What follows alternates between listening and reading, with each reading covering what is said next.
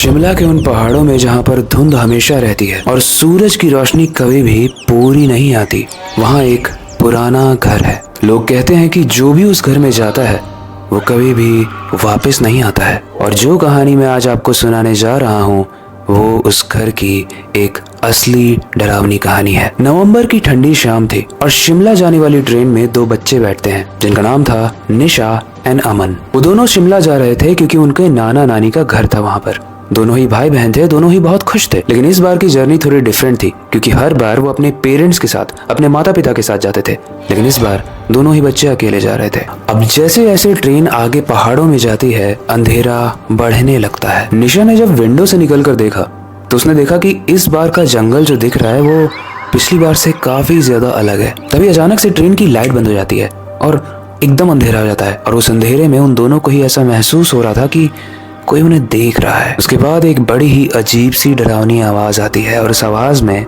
ये लाइन थी, आ गए मेरे बच्चे, कितना वेट करा है तुम लोगों ने। ये लाइन सुनते ही दोनों बच्चे डर के कांपने लगे। उसके बाद एकदम से लाइट वापस आ गई और दोनों एक दूसरे को देख रहे थे। दोनों बहुत डरे हुए थे। इसके पहले कि वो दोनों एक दूसरे से कुछ कह पाते, स्टेशन पर अनाउंसमेंट होता है, शिमला स्टेशन आ चुका है और ये है प्लेटफॉर्म नंबर 1। दोनों ही डरे हुए थे तो उन दोनों ने ही जल्दी से अपना सामान उठाया और प्लेटफॉर्म पर उतर गए। लेकिन सबसे अजीब बात पता है क्या थी? पूरा प्लेटफॉर्म, पूरा स्टेशन एकदम खाली था, सन्नाटा था। वहां पर एक इंसान भी खड़ा नहीं था। सिर्फ स्टेशन की कुछ लाइट्स जल रही थी जो कि बहुत डिम थी और हर तरफ बस वो उजली सफेद धुंध फैली हुई थी। कोई भी पैसेंजर नहीं दिखा, ना कोई स्टेशन मास्टर, ना कोई ऑफिसर, कोई नहीं। निशा कंफ्यूज होकर कहती है कि ये कैसे हो सकता है, हम तो इतनी बार आए हैं और इस स्टेशन पे तो काफी लोग होते हैं। वो लोग आसपास देख ही रहे होते हैं, तभी धुंध से दो साए आते हुए उनकी तरफ उनको महसूस होते हैं। जैसे जैसे वो पास आ रहे थे निशा बहुत डर रही थी, लेकिन अमन बोलता है कि तू डर मत, हो सकता है नाना नानी हो, धुंध में ऐसा ही दिखता है। एंड गाइस, अभी तो कोई डरने की बात नहीं थी क्योंकि वो नाना नानी ही थे। लेकिन अजीब बात ये थी कि वो रोबोट की तरह चल रहे थे, वो इंसान की तरह नहीं चल रहे थे। लेकिन निशा इस चीज को देखकर खुशी से चिल्लाती है, नाना नानी आप आ गए। उसके बाद वो कस के जाती है और उन्हें हग कर लेती है, लेकिन हग करते ही उनका शरीर एकदम बर्फ की तरह ठंडा था। नाना ने कहा, आ गए मेरे बच्चे। लेकिन जिस हिसाब का प्यार नाना की आवाज में होना चाहिए वो प्यार नहीं था उसमें। नानी ने भी कहा, कितने दिन के बाद आए हैं मेरे बच्चे, लेकिन इमोशनलेस, उसमें कोई इमोशन नहीं था, एकदम रोबोट जैसी आवाज थी। अमन ने भी नोटिस किया कि दोनों की आंखों में ही कोई फीलिंग नहीं है। लेकिन फिलहाल के लिए वो अपना सामान उठाते हैं और स्टेशन से बाहर चले जाते हैं। बाहर एक एम्बेसडर पुराने जमाने की कार खड़ी थी जिसको स्टार्ट करने में काफी टाइम लग रहा था। सब लोग उस कार में बैठे हुए थे। तभी अमन बोलता है कि नाना ये कार तो बहुत पुरानी लग रही है। नाना ने जवाब दिया, हाँ बेटा, लेकिन चलती सही है। तो गाइस, अब सीन ये है कि कार स्टार्ट हो जाती है, धीरे धीरे चल रही होती है, लेकिन बाहर एकदम खूंखार अंधेरा है। 10 मिनट के बाद अमन भी ये नोटिस करता है कि जिस रोड पर हम आया करते थे स्टेशन से निकलने के बाद, ये रोड अब डिफरेंट लग रही है। वो बोलता है, नाना ये रास्ता तो पहले से अलग लग रहा है ना। नाना बोलते हैं, ये शॉर्टकट है बेटा। लेकिन गाइस, ये शॉर्टकट उनकी जिंदगी का कितना खतरनाक शॉर्टकट होने वाला था वो आप इस स्टोरी में आगे जानोगे। एंड समय के साथ ये स्टोरी और ज्यादा डरावनी होती जाएगी क्योंकि अभी तो कहानी में ट्विस्ट आना बाकी है। लेकिन उससे पहले, हेलो गाइस, मेरा नाम है अविनाश कुमार और आप देख रहे हो हॉरर स्टोरीज।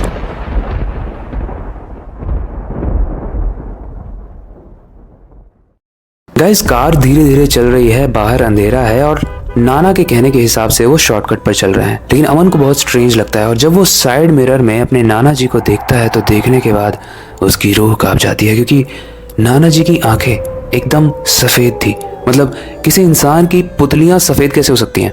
जिंदा इंसान की पुतलियां तो काली होती हैं या भूरी होती हैं। और जब अमन साइड मिरर में नाना जी की पुतलियों को देख रहा था तब निशा भी अमन को देख रही थी और उसे देखकर वो बहुत डर जाती है। बेसिकली उस कार में बैठे दोनों ही बच्चे बहुत डरे हुए थे। वो दोनों एक दूसरे को देख रहे थे। तभी आगे सीट पर बैठी हुई नानी उन्हें पीछे मुड़कर देखती है और देखकर बहुत ही अजीब सी स्माइल करती है।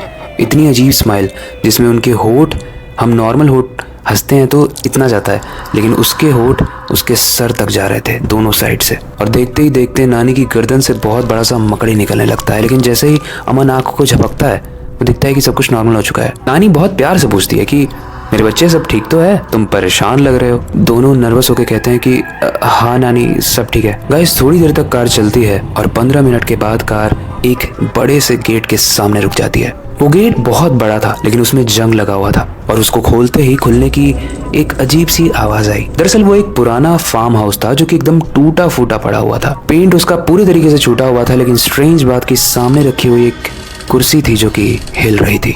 घर में एक बहुत ही गंदी सी स्मेल थी। वो कैसी स्मेल आप तो सोच ही रहे होगे, लेकिन जब इस चीज़ को निशा और अमन ने पूछा तो नानी बोलती है कि एक्चुअली ये पुराना घर है तो मॉइस्चर की स्मेल होगी। उसके बाद नानी बोलती है कि बच्चों तुम लोग नहा के फ्रेश हो जाओ, मैं किचन में जा रही हूँ, कुछ बनाती हूँ तुम्हारे लिए। अमन नहाने चला गया और निशा लिविंग रूम में चली गई। वो लिविंग रूम में जाकर वॉल्स पर लगी हुई फोटोज देख रही थी, लेकिन बड़ी अजीब बात थी कि जो भी फोटोज लगी हुई थी वो पहले तो बड़ी ब्लरी थी, क्लियर नहीं थी। उसके बाद वो फोटो फ्रेम एकदम से ब्लैंक हो जाती है, जैसे कोई नहीं है वहाँ पे। अपने मन में बोलती है काफी स्ट्रेंज बात है, लेकिन पीछे से नानी बोलती है क्या स्ट्रेंज बात है। निशा चौंक गई और बोली नानी आप तो किचन में खाना बना रहे थे ना, आप यहाँ कैसे? नानी स्माइल करते हुए बोलती है मैं अभी आई, तुम्हें ही देख रही थी। एंड गाइस अब कहानी में जो ट्विस्ट आने वाला है उसे आप ध्यान से सुनना। नानी बोलती है कि दोनों बच्चे तुम लोग रेडी हो गए, खाना खा लो जल्दी से डाइनिंग हॉल में आके। निशा और अमन रेडी होकर आके बैठते हैं। सामने बैठे हैं नाना और नानी। सामने रखा हुआ है ढका हुआ खाना जिसे नानी धीरे से उठाती है और जैसे ही नानी उसे उठाती है वहां पर रखी हुई थी कटी हुई उंगलियां और 2 इंसान के सर। लेकिन उसके बाद निशा का सपना टूट जाता है। दरअसल ये निशा सपना देख रही थी फोटोज को देखते हुए। कई बार होता है ना कि हम सोते नहीं है तब भी सपना देखने लगते हैं, लेकिन रियलिटी में भी नानी उसके पीछे ही खड़ी थी तो उसे देख के डर जाती है। बोलती है नानी आप यहाँ सच में?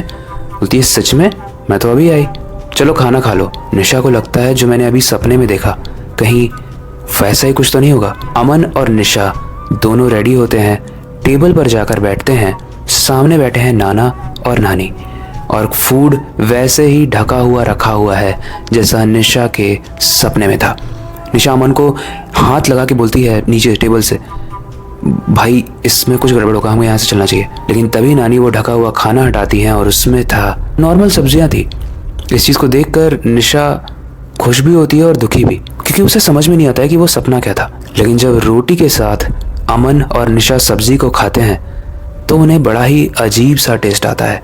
नानी बोलती हैं कि उन्होंने मटन बनाया है, लेकिन ये टेस्ट मटन का नहीं लग रहा था, ये टेस्ट किसी भी नॉनवेज चीज़ का नहीं लग रहा था। ये ऐसा लग रहा था जैसे बहुत ही अजीब किसी चीज़ को काट के बनाया गया हो। गाइस टेबल पर सब्जी बड़ी कम रखी हुई थी, तो जब नाना की सब्जी कम पड़ जाती है तो नानी उठती है और बोलती है कि मैं सब्जी और लेके आती हूँ किचन से जाके। और नानी धीरे धीरे किचन की तरफ जाती है। निशा को समझ में आ गया था कि कुछ तो गड़बड़ है। वो वॉशरूम के बहाने ये बोल कर कि मुझे टॉयलेट जाना है उठती है और नानी का पीछा करती है।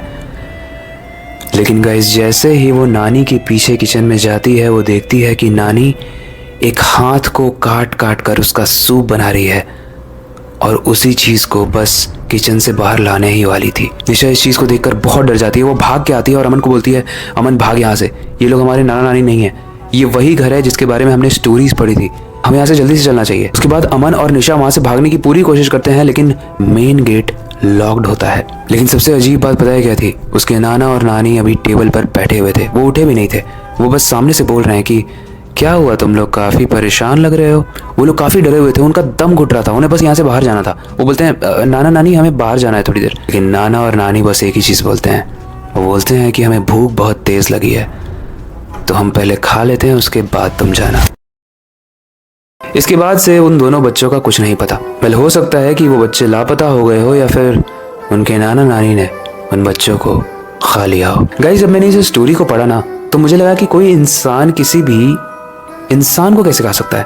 मैंने इसके बारे में और ज़्यादा रिसर्च की और तब मुझे पता चला एक टर्म के बारे में, एक टर्म जिसे साइंस में कहा जाता है कैनाबलिज्म।